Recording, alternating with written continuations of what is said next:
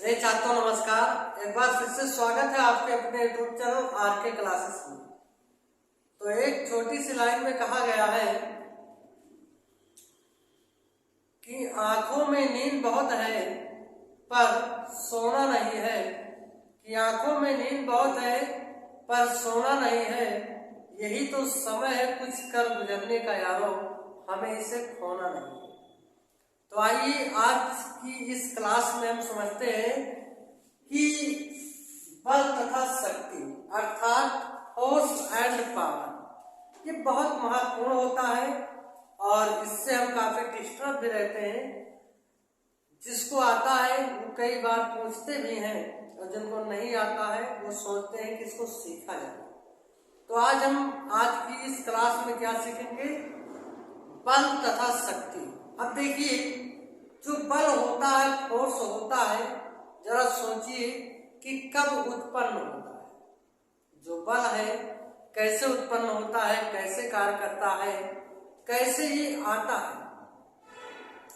तो आपका दिमाग सीधा काम करेगा कि जो बल होता है, फोर्स होता है, किसी कार्य को जब हम करते हैं तब हमें मालूम होता है। इसे खेल के मैदान में ले लिया जाए, चाहे वो कुश्ती का हो या फिर कबड्डी का मैदान हो, उसमें हमें अपने अंदर का बल महसूस होता है।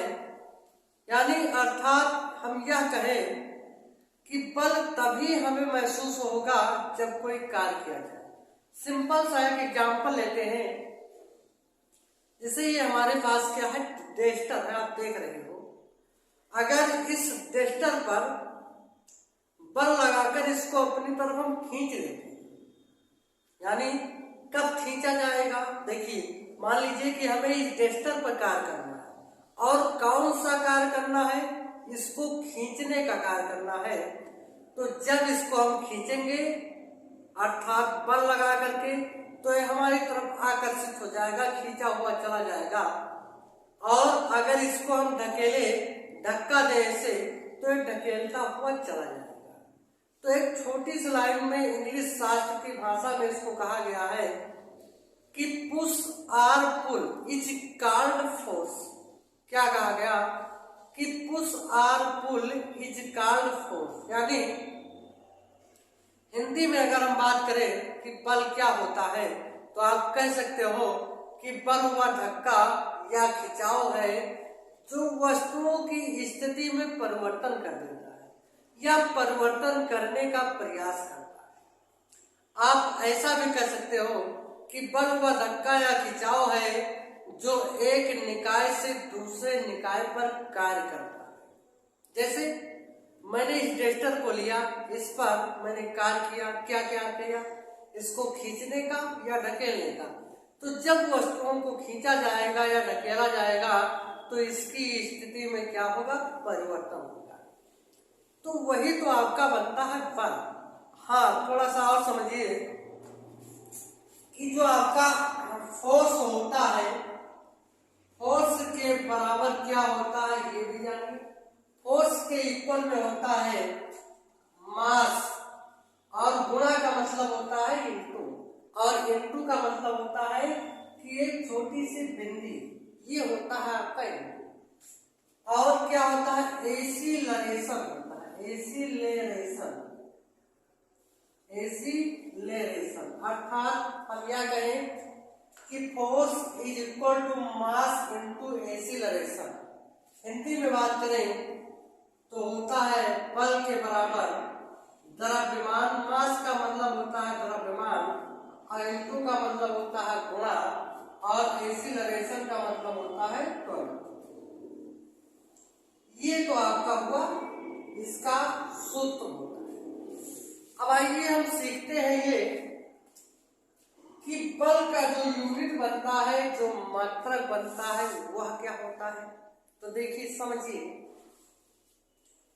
जो यहाँ पर लिखा हुआ है फोर्स के बराबर मास एसीलरेशन, तो इसका मतलब क्या था कि बल बराबर था द्रव्यमान और क्या था? गुणे में त्वरण।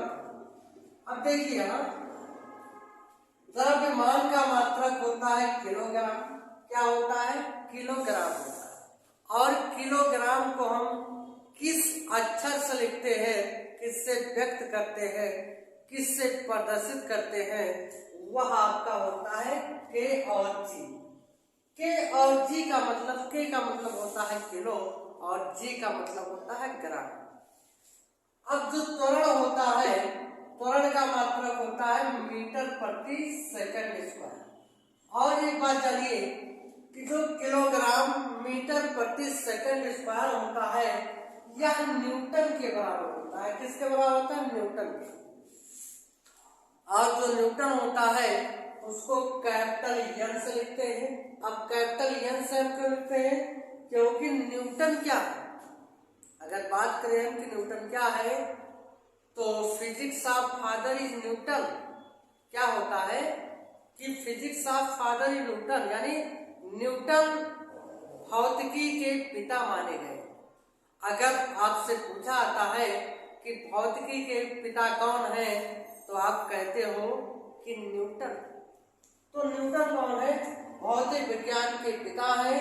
तो आप बल का मात्रक चाहे न्यूटन कहिए या फिर किलोग्राम मीटर प्रति सेकंड कहिए। तो ये तो कुछ इसके बल के बारे में जानकारी हुआ।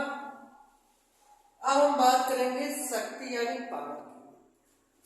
तो जैसे बल आपका था वैसे ही आपकी शक्ति है।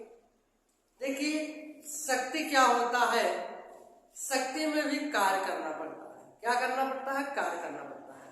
तो आइए इसके हम थोड़ा सा सूत्रों से इसको समझते हैं। जो शक्ति है उसको हम पावर कहते हैं और पावर के इक्वल में होता है वर्क अपॉन टाइम। क्या होता है? Work upon time. हम इसको कह सकते हैं कि शक्ति के बराबर होता है कार्य बटा समय होता है। क्या होता है? कार्य बटा समय होता है। वर्क दैट इज कार्य, टाइम समय, पावर शक्ति।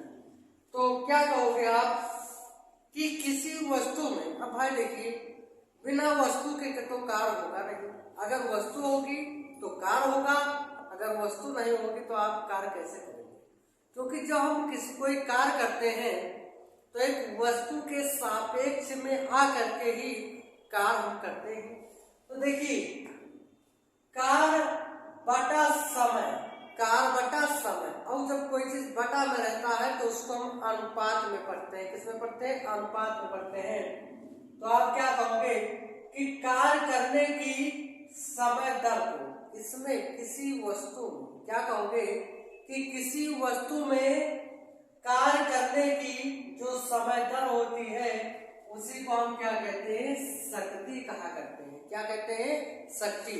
अर्थात अगर आप लिखना चाहते तो लिखने की क्या आवश्यकता, थोड़ा सा सूत्र याद करो, आपका डेफिनेशन परिभाषा वैसे ही तो बन जा रहा है ना। तो कार्य करने की समय दर को हम क्या कहते हैं? शक्ति कहते हैं। ये तो आपका हुआ शक्ति। और आइए कुछ इसके मात्रक के बारे में हम जानते हैं। देखिए जो यहाँ पर शक्ति लिखा हुआ है इसका मात्रक देखिए क्या होता है।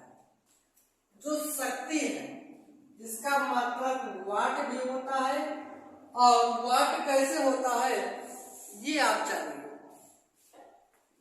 तो कार्य का मात्रक होता है जूल। क्या होता है? जूल। बटा है तो प्रति हो जाएगा। समय का मात्रक होता है सेकंड होता है। क्या होता है? सेकंड होता है। हम यह कह सकते हैं कि जो जूल प्रति सेकंड होता है वह किसके बराबर होता है? वाट के बराबर होता है। तो हम जैसे हमने बल का मात्रक समझा था कि किलोग्राम मीटर प्रति सेकंड स्क्वायर, ऐसे हम इसको भी समझ सकते हैं कि जो शक्ति का मात्रक होता है जूल प्रति सेकंड या फिर क्या होता है? वाट होता है। कभी कभी परीक्षा में पूछा आता है, क्या पूछा आता है वो भी जानिए। देखिए परीक्षा में पूछा आता है कि एक अश्व शक्ति बराबर क्या होता है। तो एक अश्व शक्ति यानी एक अश्व शक्ति का मतलब होता है 1 हॉर्स पावर। 1 हॉर्स पावर अर्थात एक अश्व शक्ति। तो एक अश्व शक्ति के बराबर होता है 746 वाट होता है। जैसे गाना बना नहीं था इस पर कि लगे 746 वाट छूने से तेरे, तो गाना याद रखो कि छूने से तेरे तो आपका ये मान याद हो जाएगा कि 746 होता है 1 हार्स पावर बराबर। तो ये आपका ये बस समाप्त होता है जो कुछ जानकारी है। अगर आपको वीडियो अच्छा लगा हो तो शेयर करना ना भूलिएगा। मिलते हैं अगले वीडियो में। Best of luck.